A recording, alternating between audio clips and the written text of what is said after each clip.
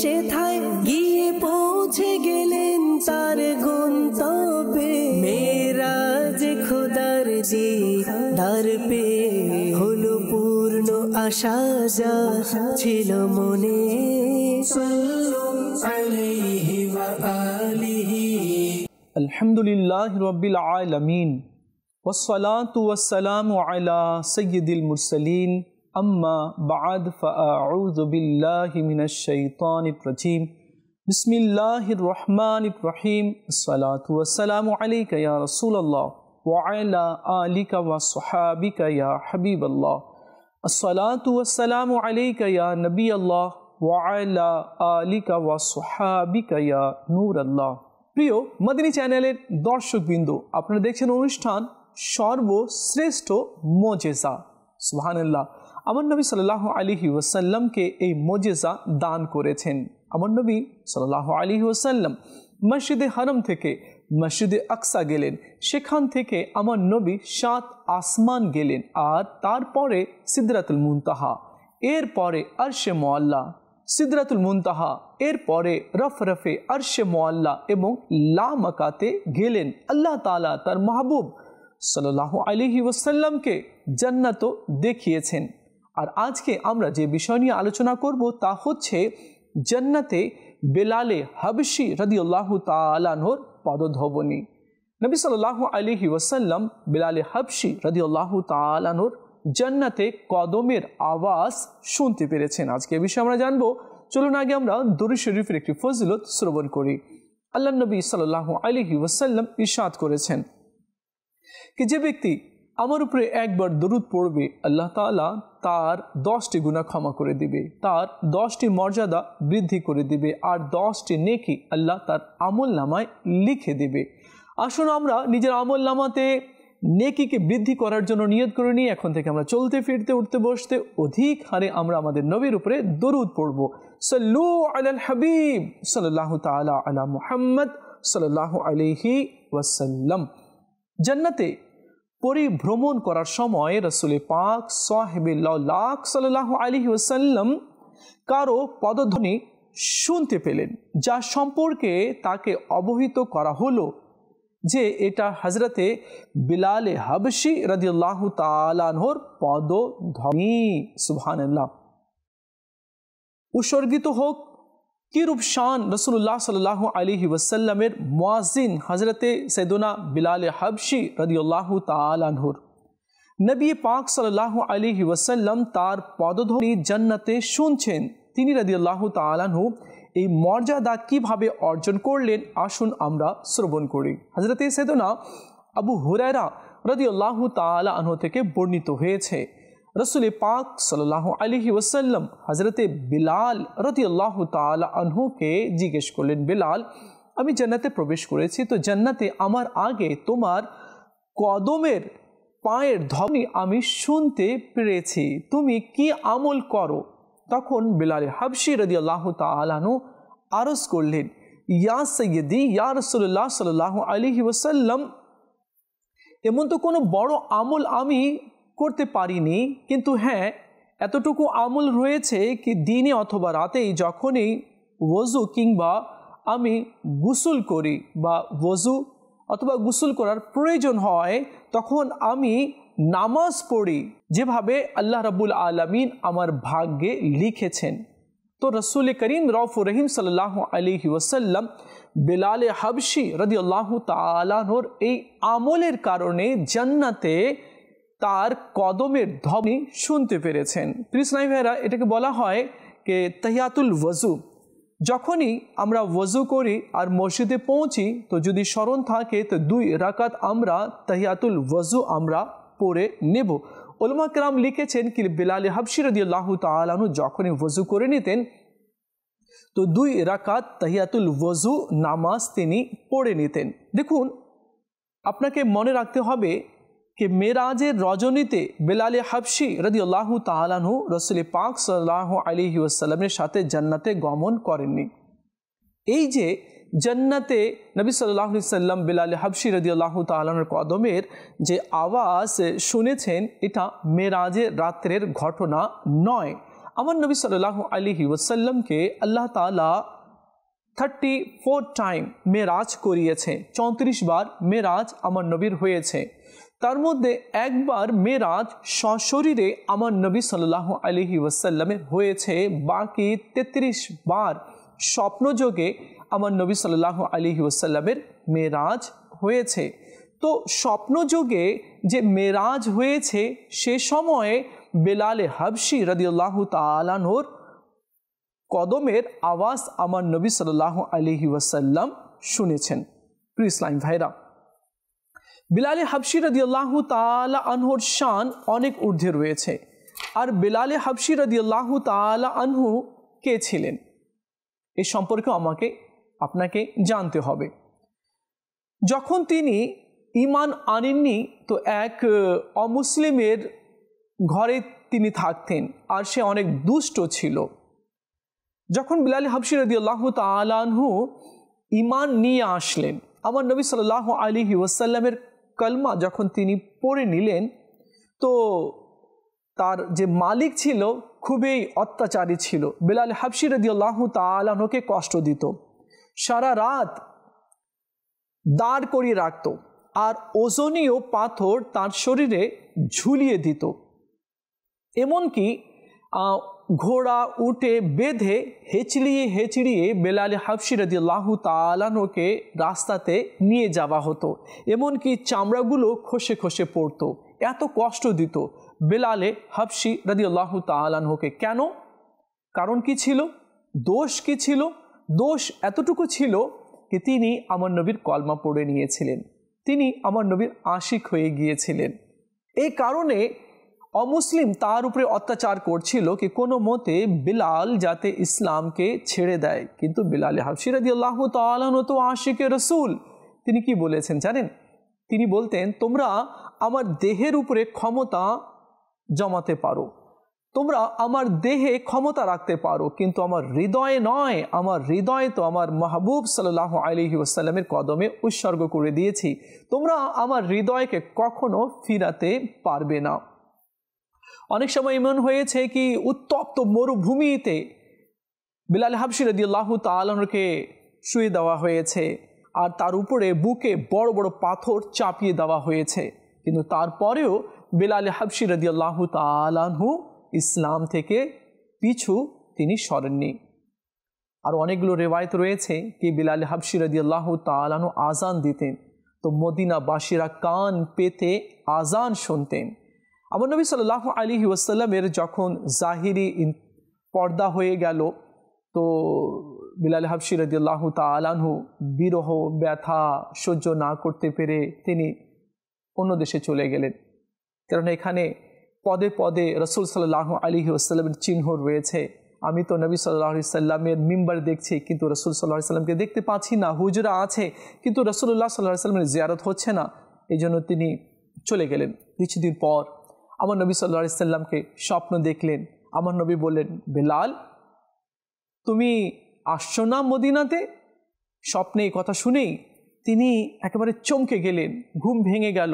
রাতারাতি তিনি উটনির উপরে সওয়ার হয়ে মদিনা তৈয়বাতে তশরিফ নিয়ে আসলেন।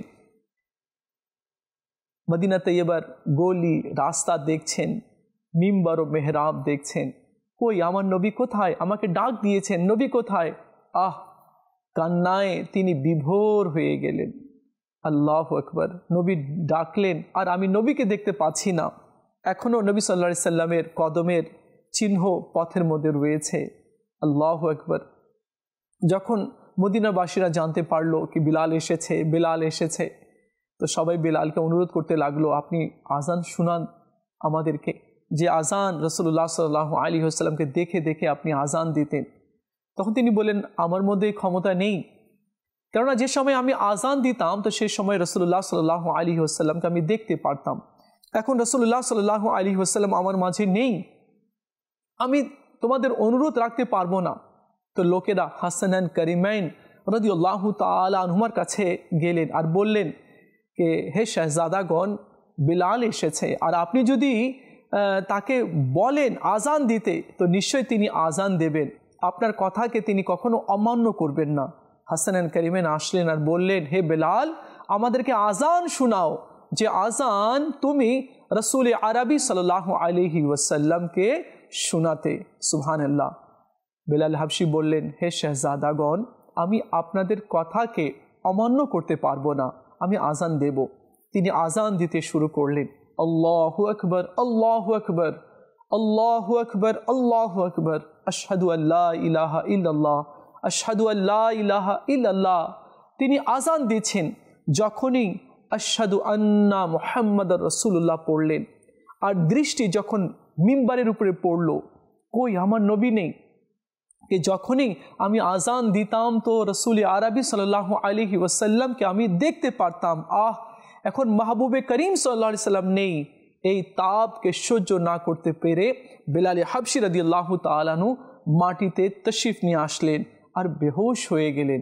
কিছুক্ষণ পর যখন জ্ঞান ফিরল, তিনি আবার বিরহ ব্যথাকে সহ্য না করতে পেরে আবার সিরিয়ার দেখে তিনি রওয়ানা হয়ে গেলেন। ইসলামী ভাইরা, বেলাল হাবশি রাদিয়াল্লাহু তাআলা আনহুর শান অনেক ঊর্ধ্বে রয়েছে। দেখুন, গোলাম ছিলেন তিনি, দেখতে কালো ছিলেন, কেউ কথা বলতো না, কেউ সম্মানও করতো না, আর কেউ নিজের পাশেও বসাতো না। কিন্তু যখনই আমার নবীর তিনি গোলাম হয়ে গেলেন, আমার নবীর আশিক হয়ে গেলেন, তো তিনি সর্দার হয়ে গেলেন। সুবহানাল্লাহ। নবী করিম রউফুর রহিম সাল্লাল্লাহু আলাইহি ওয়াসাল্লামের পছন্দনীয় তিনি মুয়াজ্জিন হয়ে গেলেন। আর আজ আমরা দেখতে পারি আমাদের এলাকাতে, আমাদের শহরে, আমাদের গ্রামে অনেকেই এমন রয়েছে যে নিজের সন্তানের নাম বেলাল রাখে। সুবহানাল্লাহ। কেন? कि বেলাল হাবশি আমার নবী সাল্লাল্লাহু আলাইহি সাল্লামের আশিক ছিলেন। তো বেলাল হাবশি রাদিয়াল্লাহু তাআলা আনহুর নাম এত মর্যাদাপূর্ণ कि আজ লোকেরাও নিজের সন্তানের নাম বেলাল রাখছে। আর এগুলো সব আমার নবী সাল্লাল্লাহু আলাইহি সাল্লামের কারণেই হয়েছে। এজন্য তো আলা হযরত বলেছেন, चमक तुझसे पाते हैं सब पाने वाले, मेरा दिल भी चमका दे चमकाने वाले, बरसता नहीं देख कर अब्रे रहमत, बदो पर भी बरसा दे बरसाने वाले। सुभान अल्लाह, सुभान अल्लाह। और की लिखेছেন, मैं मुजरिम हूँ आका मुझे साथ ले लो, के रस्ते में है जा बजा थाने वाले, हरम की ज़मी और कदम रख के चलना, अरे सर का मौका है ओ जाने वाले। सुभान अल्लाह। तो नबी पाक सल्लल्लाहु अलैहि वसल्लमेर चमक झलक सदका खैरात जे पेয়ে নিয়েছে, তো সে দুই জাহানের সম্মানিত ব্যক্তি হয়ে গিয়েছে। চলুন পান্না ও পদ্মরাগ পাথরের তাবু সম্পর্কে আমরা জানি कि এই বিষয়ে রাসূল করিম সাল্লাল্লাহু আলাইহি ওয়াসাল্লাম কি বলেছেন।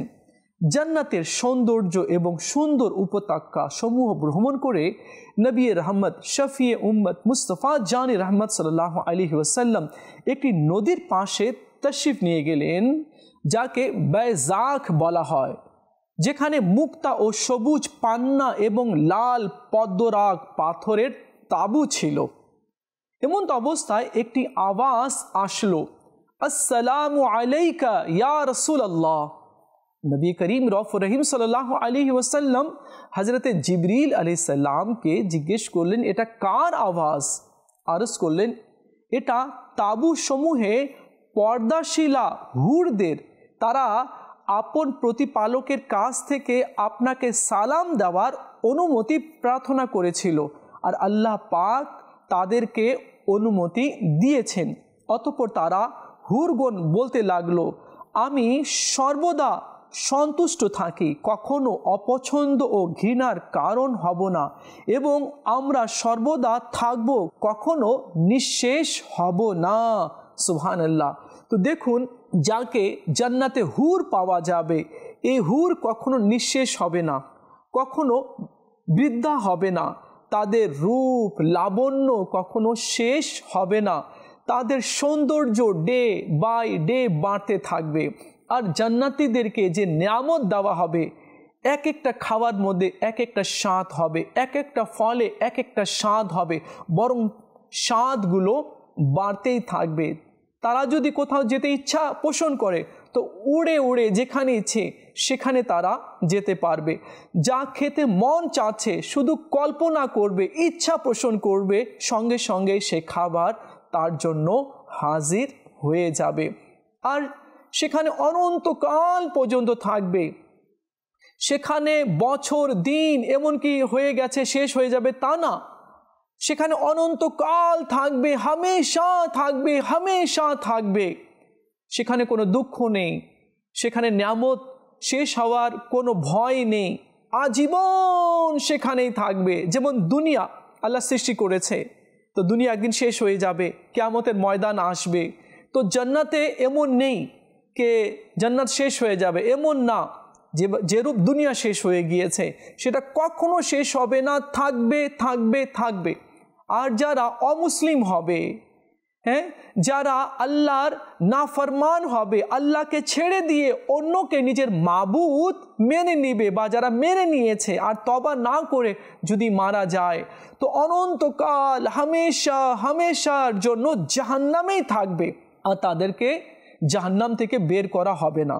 বর্ণিত হয়েছে কিছু জাহান্নামীকে একটি আগুনের বক্সে বন্ধ করে দেওয়া হবে, আবার সেই বক্সকে আবার একটি বক্সের মধ্যে, আগুনের বক্সের মধ্যে দিয়ে দেওয়া হবে।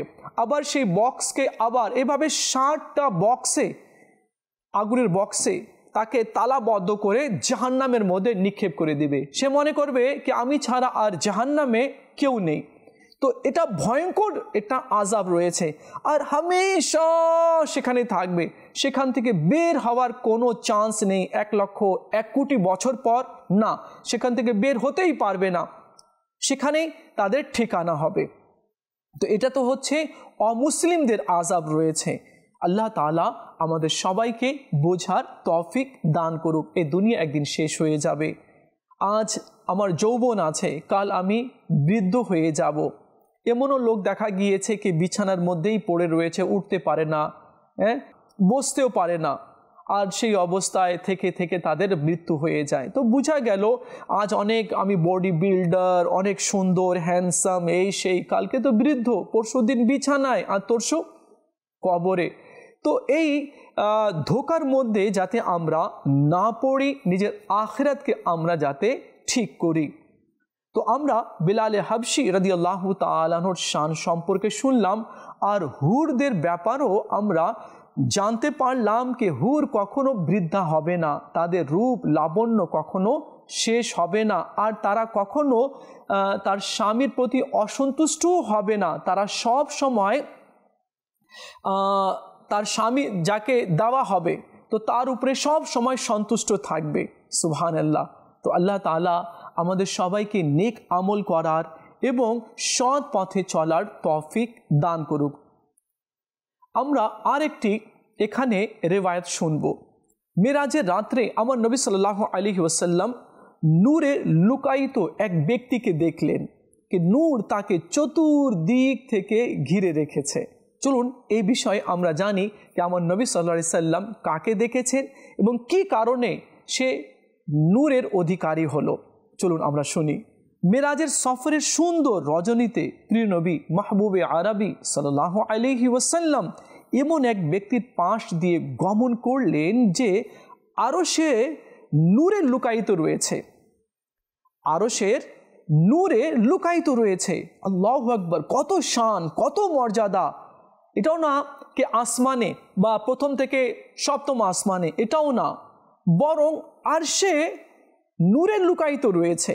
আমার নবী সাল্লাল্লাহু আলাইহি ওয়াসাল্লাম বলেন, জিবরিল ইনি কি ফেরেশতা?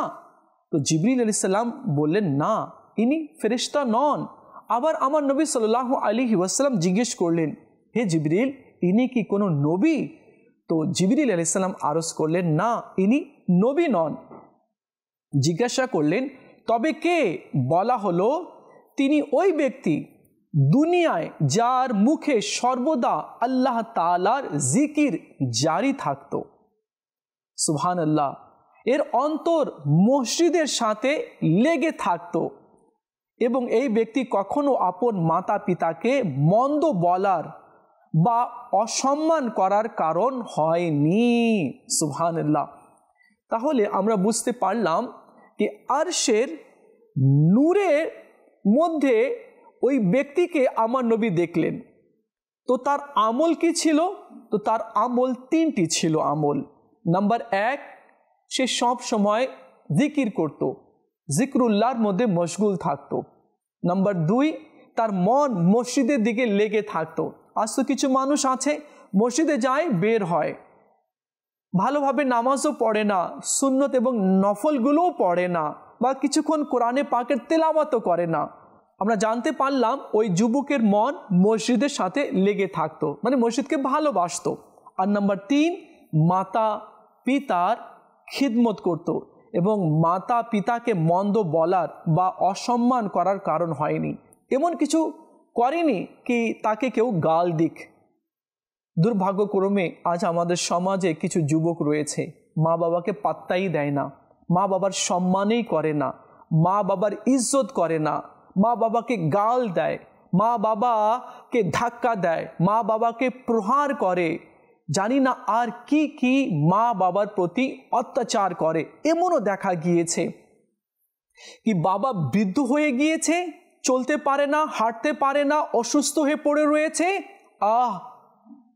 যে যুবকের জন্য, যে সন্তানের জন্য মা বাবা রাত দিন পরিশ্রম করে তাদের স্বপ্নকে পূরণ করার চেষ্টা করেছে, সে ভালো ঘরে থাকবে নির্মাণ করে দিয়েছে, তার জন্য সব কিছু ব্যবস্থা করে দিয়েছে, সে যাতে সমাজের মধ্যে একেবারে সম্মানিত ব্যক্তি হয়ে দাঁড়াতে পারে, এই নিয়ে মা বাবা রাত দিন চেষ্টা করেছে, নিজের রক্তকে ঘাম বানিয়ে ঝরিয়েছে।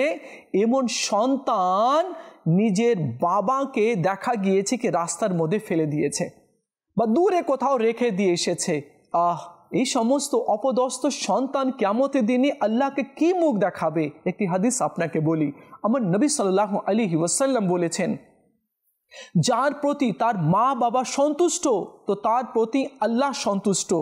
মা বাবা সন্তানের জন্য জান্নাত অথবা জাহান্নাম, আর যার প্রতি মা বাবা সন্তুষ্ট হয়েছে তার জন্য জান্নাত, আর যদি অসন্তুষ্ট হয়েছে তো তার জন্য জাহান্নাম রয়েছে। আল্লাহ আমাদের সবাইকে বোঝার তৌফিক দান করুক। মা বাবা এমন রত্ন, যদি একবার হাত ছাড়া হয়ে যায় তো দ্বিতীয়বার হাতে আসবে না।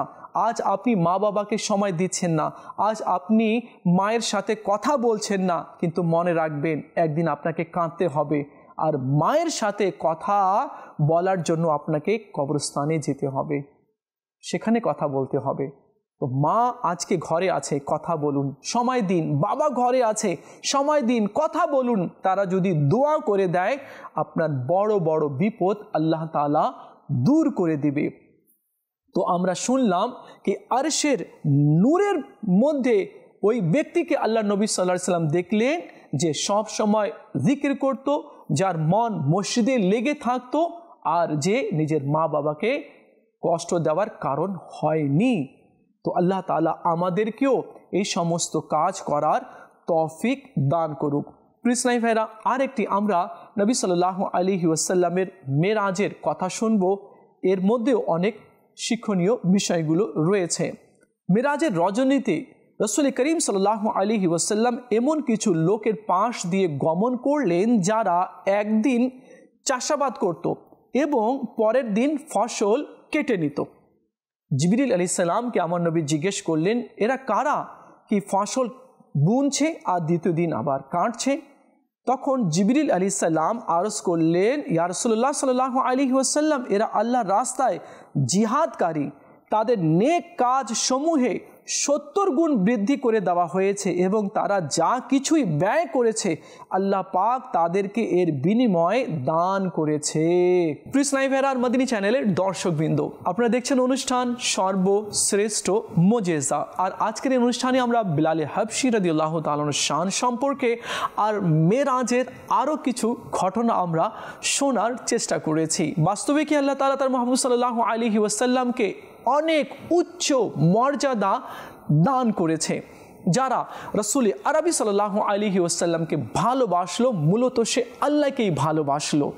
যারা নবী সাল্লাল্লাহু আলাইহি ওয়াসাল্লামের অনুসরণ করলো, মূলত সে আল্লাহ তাআলারই অনুসরণ করলো। আল্লাহ তাআলা আমাদের সবাইকে বোঝার তৌফিক দান করুক। দেখা হবে আগামী পর্বে মেরাজ সম্পর্কে আরও কিছু আলোচনা করার চেষ্টা করব। ততক্ষণ ভালো থাকবেন আর মদিনী চ্যানেলের সঙ্গেই থাকবেন। সাল্লু আলাল হাবিব সাল্লাল্লাহু তাআলা আলা মুহাম্মদ সাল্লাল্লাহু আলাইহি ওয়াসাল্লাম।